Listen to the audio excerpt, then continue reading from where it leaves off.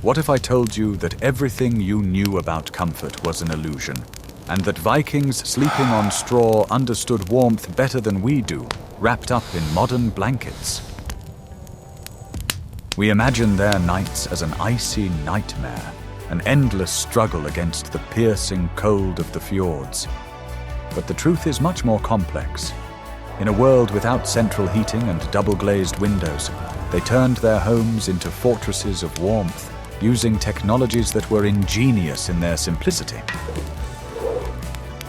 Their beds were not just a place to sleep, but the last line of defense against the night. Watch the video to the end to learn how straw, wool, and skins became a high-tech survival system, and why their insulation methods still work today.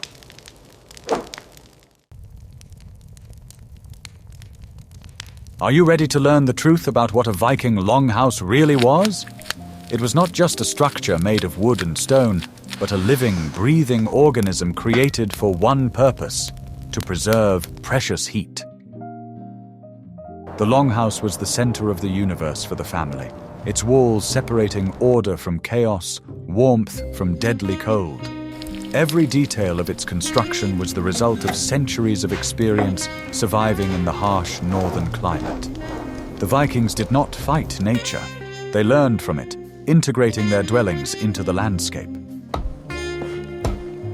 The house itself was often slightly sunk into the ground, using the planet's geothermal heat to protect against the frost. The walls were built solidly, combining wood, stone, and turf. This multi-layered construction worked like a modern thermos, retaining heat inside and keeping out the icy wind outside. The long, elongated shape of the building was no accident. It minimized the area of walls exposed to the wind and allowed the whole family to be housed under one roof. Inside, the house was a single, huge space, not divided into rooms in the modern sense. This was done intentionally so that the heat from the central hearth could circulate freely and reach every corner. The absence of internal partitions created a unique social atmosphere where privacy was impossible, but so was freezing alone. The entire space was permeated with smoke, the smells of cooking, and human life.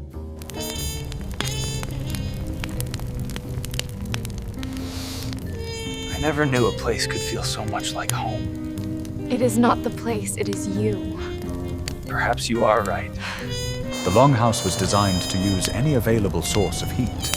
Even the breath of the people gathered together contributed to the overall temperature balance. It was collective survival in the truest sense of the word. In winter, the house turned into Noah's Ark, where people lived side by side, sharing warmth and supplies. To modern man, such a life seems devoid of basic comforts, but for the Vikings it was the only way to survive the winter. They knew no other way and valued the reliability of their shelter. The house was their fortress, and every crack filled with moss was a small victory over the elements. This space shaped their character, making them resilient and appreciative of community. The Vikings' concept of comfort was inextricably linked to safety and warmth. Comfortable meant no drafts, no leaks from the ceiling, and a burning fire. Everything else was secondary. The walls of their homes were living proof of this philosophy. They were built not for beauty, but for living, and therein lay their austere, functional aesthetic.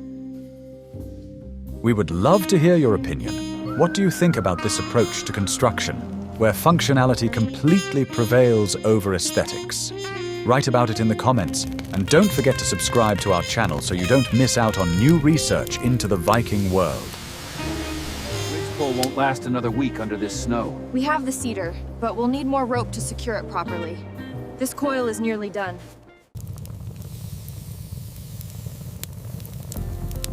Want to know the secret that literally allowed the Vikings to breathe life into the icy nights? That secret is the langhouses, or long hearth, which was the beating heart of every home. It was not just a fire, but a long, elongated strip of fire running through the entire central part of the dwelling. This design was an ingenious engineering solution that performed several vital functions at once. Fire was the only source of heat in the house. The long hearth allowed heat to be distributed as efficiently as possible throughout the vast space. Unlike a single compact fire, the Langeld created a wide comfort zone, allowing dozens of people to warm themselves by its flames at the same time. All of life revolved around it, from cooking to crafting. This stew is exactly what I needed. Aye, warms the bones right through. In addition to heat, the fire provided light. In dark, windowless longhouses, where the only sources of light were doorways, the hearth was the sun of this microcosm. Its flames dispelled the darkness, creating lively shadows on the log walls. This light was not only physical, but also psychological, providing a sense of security and comfort during the long polar night. Cooking was also completely dependent on the central hearth. Pots were hung over the fire, and bread was baked on the coals nearby. This meant that the hearth burned almost constantly, maintaining a basic temperature in the house. The smells of cooking mixed with the smell of smoke, creating the unique atmosphere of a Viking dwelling. Smoke was the main problem with this system. Although there was a hole in the roof for it to escape, most of the smoke remained inside, permeating everything around it. The air in the house was heavy and acrid, especially in the upper part of the room. People instinctively tried to stay closer to the floor, where the air was cleaner and cooler. That is why the sleeping places were located along the walls, on special raised benches. This allowed people to be above the cold floor, but below the suffocating layer of smoke. It was a compromise solution dictated by harsh necessity. Sleeping in a Viking house was a constant balancing act between cold, heat, and suffocation. The hearth was not only a technological center, but also a social one. The whole family gathered around it. The elders told sagas, warriors cleaned their weapons, and women spun yarn. It was a place where experience was passed on, alliances were formed, and important issues were decided. Fire united people, making them one.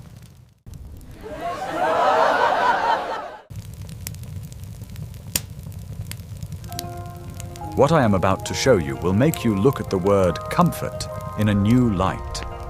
We romanticize the longhouse of the Vikings, imagining it as a warm and cozy nest. But the truth is that the atmosphere inside was a test for the lungs. A constantly burning hearth without a chimney filled the space with thick, acrid smoke.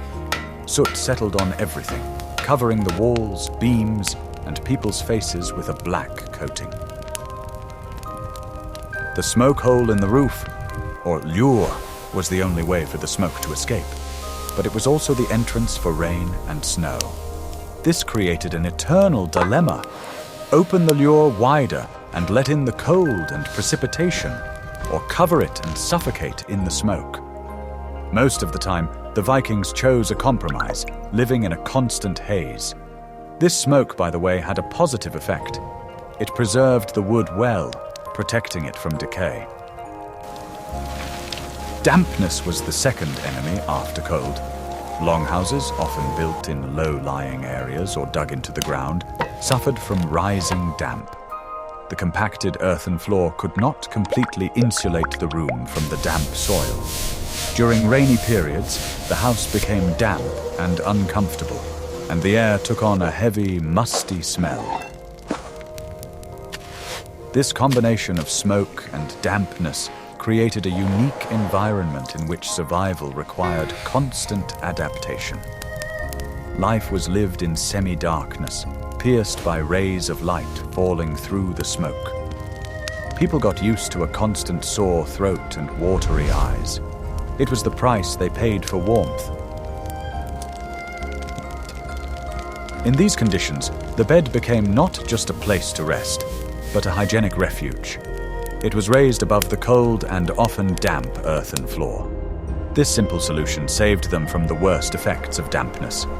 Sleeping on the floor would mean waking up wet and cold. Have to leave now, before they return. Are you sure the path is clear? Straw, which we will discuss later, played a key role in combating moisture. It was not only an insulator but also an absorbent.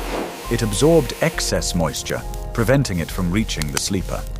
This straw had to be changed regularly, as it quickly became damp and began to rot.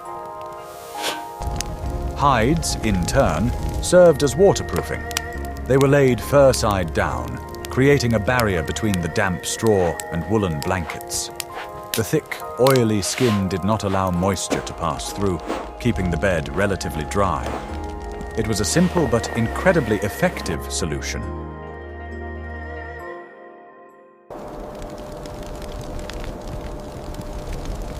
What if I told you that the walls of a Viking house were designed to let the cold in?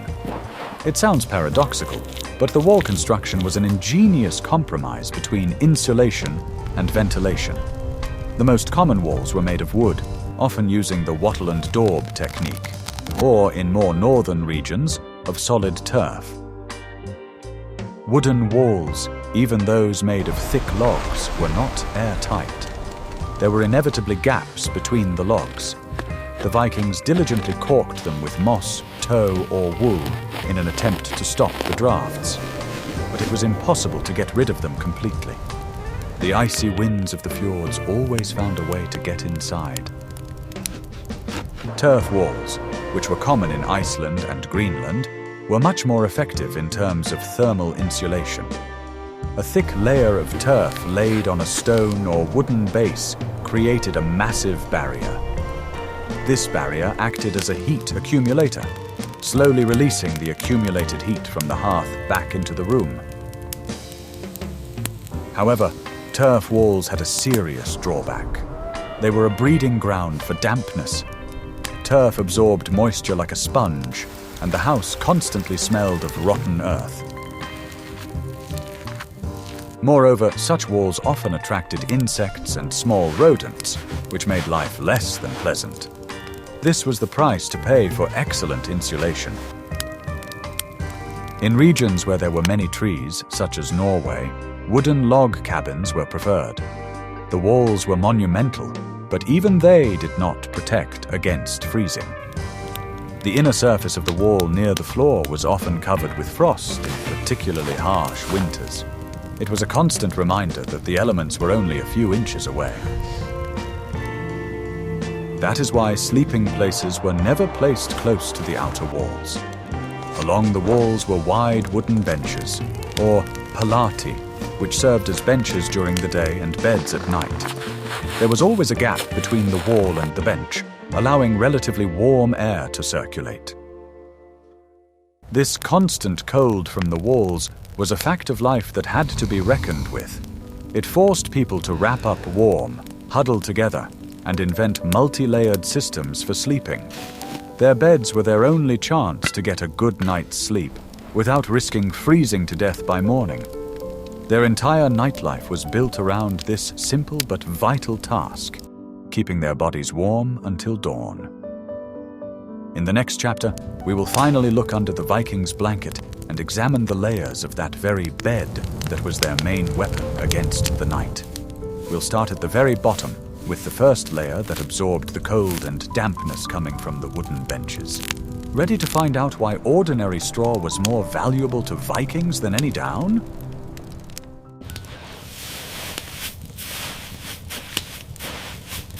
The basis of any Viking bed, its first and most important layer, was a mattress stuffed with straw. This simple and affordable solution was ingenious in its versatility. Straw was not just a filler for softness, it was a high-tech insulating material by the standards of the era. It was used not because there was nothing better, but because nothing better could be devised for those conditions. The main purpose of this straw mattress was to create an air barrier. A thick layer of dry, hollow stems created countless air pockets. This trapped air was, in fact, the main insulator. It prevented the cold coming from the wooden bench or earthen floor from reaching the sleeping person. In addition, straw coped well with moisture. It worked like a sponge, absorbing dampness from the floor and evaporation from the human body. This kept the bed dry, which was critically important in the damp conditions of a longhouse. Sleeping on a damp bed meant inevitable illness. Of course, this material was not durable.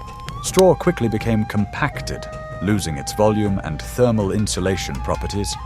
It absorbed odors and moisture, becoming a breeding ground for insects and mold. Therefore, caring for the bed was a constant and laborious task. The straw had to be regularly shaken, dried by the hearth, and completely replaced several times a year. To make a mattress, straw was not simply poured onto a bench. It was either tightly stuffed into coarse cloth bags or laid in a thick layer and covered with canvas or animal skin. This created a relatively flat and stable surface for sleeping. Softness, as we understand it, was not a priority. Insulation was the main concern. The quality of the straw was of great importance. Long, dry, and clean rye or wheat straw was considered the best. It was carefully dried after harvesting and stored in a dry place specifically designated for this purpose. It was a strategic resource, as important as grain or hay for livestock. To modern people, sleeping on straw seems uncomfortable and prickly. But for the Vikings, it was the basis of comfort. Their bodies, accustomed to physical labor, were not pampered by soft feather beds. They appreciated the dry, breathable, and resilient bedding that this simple grain provided them.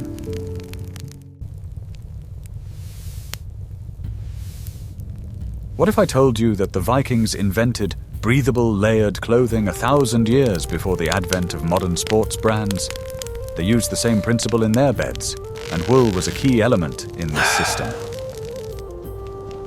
Wool was not just a material, it was the basis of their economy and survival.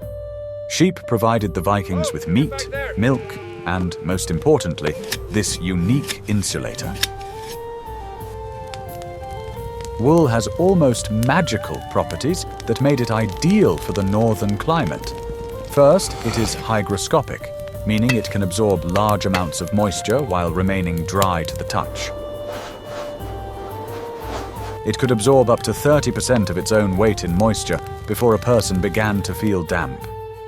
This was invaluable in damp homes, where the body constantly evaporated moisture. Second, wool continues to warm even when wet. Its curly fiber structure creates millions of air pockets that trap body heat. Even if a blanket or clothing got wet, this air layer remained, continuing to insulate the person from the cold. This property saved countless lives at sea and on land. After the straw mattress, the next layer was often thick, coarse woolen cloth. It was laid on top of the straw to create a more comfortable and clean surface. But the main woolen bedding accessory was blankets known as felder. These were heavy, fleecy blankets, often made from undyed, natural wool. The technology used to make these blankets was special. They were not simply woven, but often used a technique similar to felting to make the fabric denser, windproof, and warmer. The pile on such blankets was deliberately made long and thick. These blankets were expensive, valued, and passed down from generation to generation. The Vikings did not sleep under a blanket, as we understand it. They wrapped themselves in it. A woolen blanket or cloak served as both bedding and clothing. A person would lie down on a bench covered with straw and skins and wrap themselves tightly in their felder or cloak. This created an individual cocoon of warmth.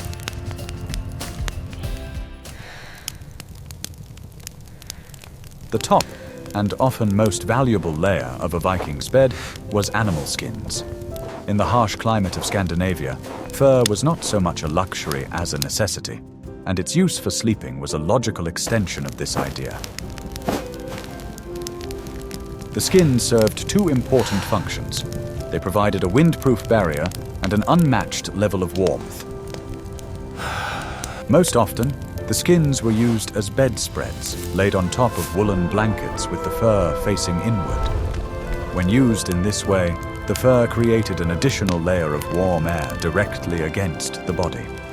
The smooth leather side facing outwards acted as a shield.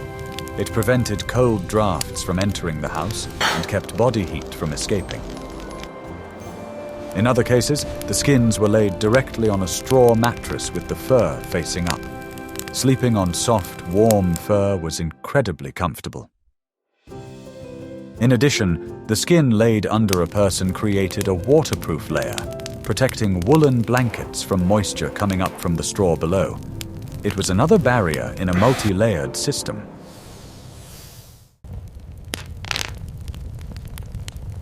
Although straw, wool, and fur formed the basis of the bed, there were other details that made sleeping more civilized. One such detail was a fabric called vadmal. It was a coarse but incredibly durable and dense woolen fabric that the Vikings produced in huge quantities. Vadmal was a universal material of the era. Vadmal was used to make not only clothing, but also bedding. In particular, it was often used to cover straw-filled mattresses. The durable fabric prevented the stiff stalks from poking through and kept the filling inside. This made the sleeping surface more even and hygienic, and also extended the life of the straw filling. Thinner and softer types of wool or linen fabric could be used as sheets. Although this practice was not widespread, it is known from archaeological finds and written sources. In wealthy homes, linen cloth could be spread over coarse skins or woolen blankets. Linen was pleasant to the body, easy to wash, and absorbed moisture well. Surprisingly, the Vikings knew and used pillows. Of course, they were different from our modern soft pillows. Often it was a simple roll or bag filled with the same material as the mattress, straw, moss, or, in more expensive versions, bird down or feathers. Goose and eider down were incredibly highly valued. Pillows stuffed with down were a real luxury item. Eider down, which was collected from the nests of seabirds, was considered the best. It was incredibly light and warm. Such pillows were a sign of high status and wealth. They were cherished, passed down from generation to generation, and even mentioned in wills. Pillowcases for such pillows were sewn from linen or fine wool. Sometimes they were decorated with embroidery, demonstrating the skill of the housewives. The discovery of the remains of such textiles in burials, for example, in the Usberg ship, shows a high level of craftsmanship and attention to detail.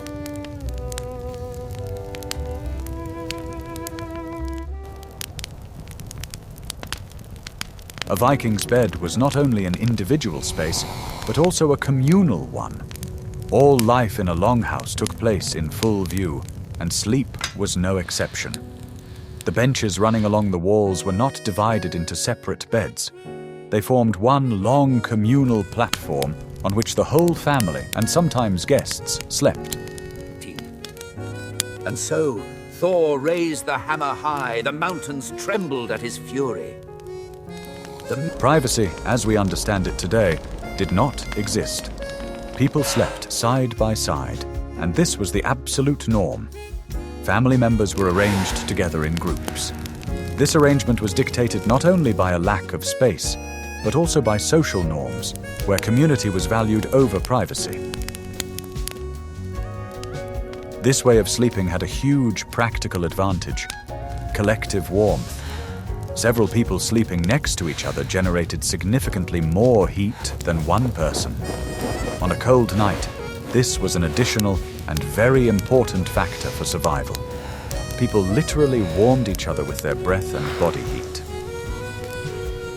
Sleep was not a quiet solitude, but a shared state, shared with everyone.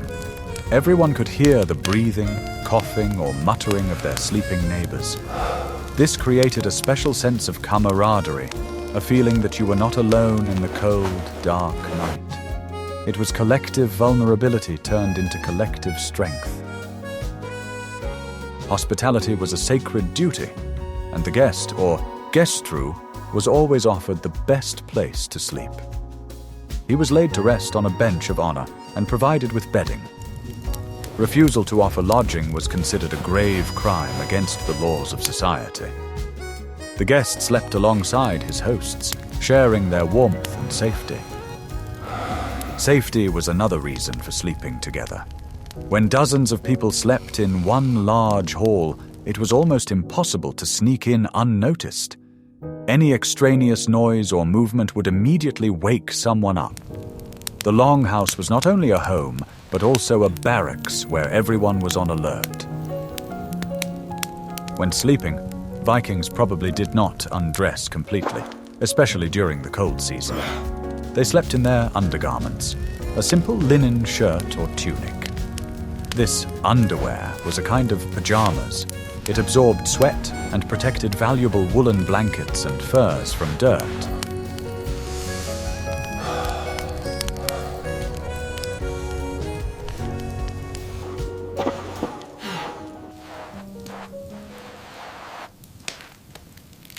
A Viking bed, however effective, required constant and meticulous care. This system was not static. It was a living organism that needed to be kept in order. Without regular care, it would instantly turn into a damp, dirty, insect-infested den that was hazardous to health. The main task was to air and dry it. On any fine day, whether it was frosty and sunny or dry and windy, the housewives would take the bedding outside. Skins, woolen blankets, and straw mattresses were hung on fences or wooden crossbars. It was a daily, routine task. This wind is strong today. It will dry the wool quickly, though. Air circulation was necessary not only to combat odors. Sunlight and frost were the best disinfectants of that era.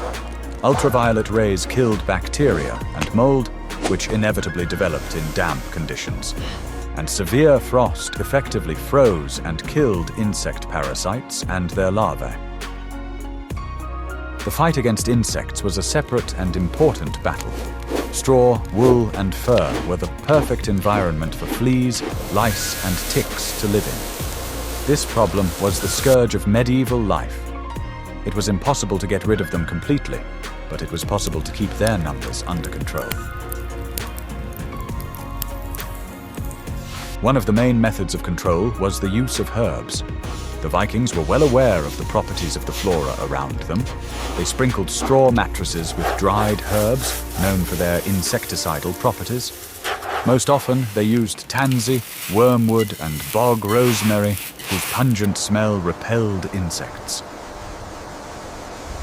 The tansy is blooming well this year. And the wormwood is strong. We should dry them by the fire tonight. This was not superstition, but practical herbal medicine. These plants do indeed contain natural substances that are unpleasant to insects. Thus, a Viking's bed often smelled not only of smoke and wool, but also of the bitter aromas of wild herbs, which were the guardians of their hygiene. Washing was another laborious process. Linen sheets, pillowcases, and undergarments were washed regularly. For this, they used lye, a soap solution made from wood ash. The laundry was soaked, boiled, and then beaten on stones by the river to remove the dirt. It was hard physical work.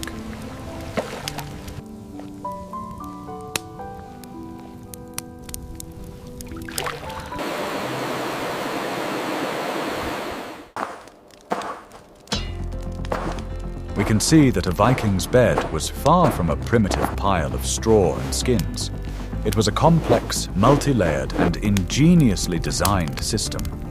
It was an engineering response to the harsh challenges of the northern climate.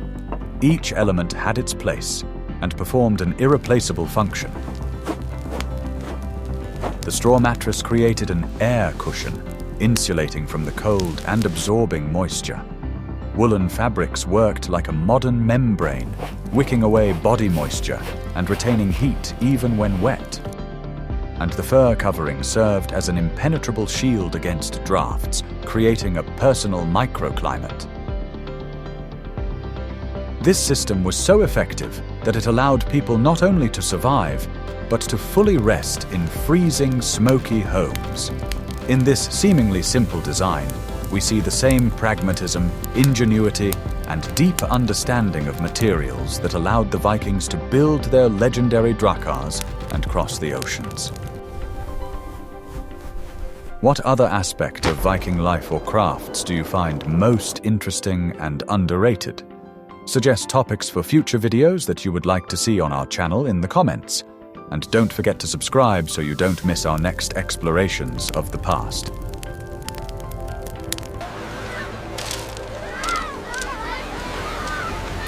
They fought for 3 days and 3 nights by the light of the moon, until the fjord ran red with blood.